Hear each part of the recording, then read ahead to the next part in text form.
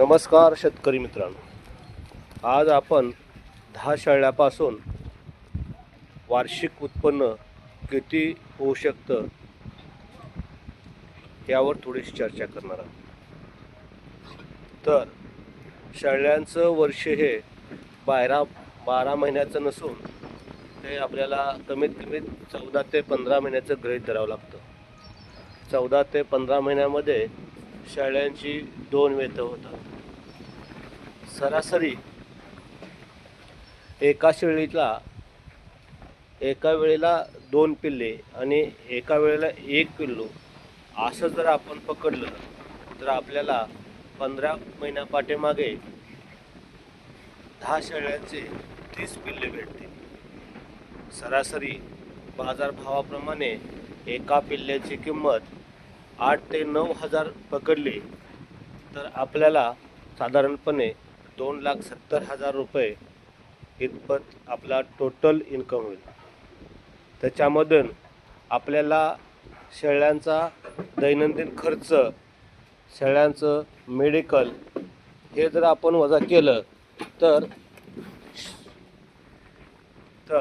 आपल्याला दैनंदिन शेळ्यांचा पर डे एका शेळीच्या आणि 2 पिल्लांचा असा आपण जरी 20 रुपये खर्च जर पकडला, त्यांना आपण जे मका चारणार आहे आणि जे चुरापेंड वगैरे इतर काही करणार आहे आणि 20 गुणुले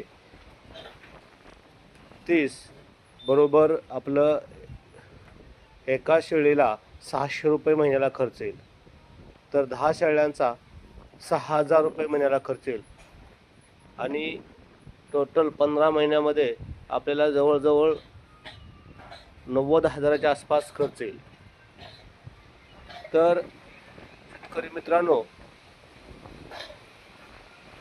आपल्याला वर्षामागे 2,70,000 वजा जर 90 केलं तर 10 शेळ्यांमधून आपल्याला साधारणपणे 1.5 ते 1,60,000पर्यंतचा प्रॉफिट भेटू शकतो.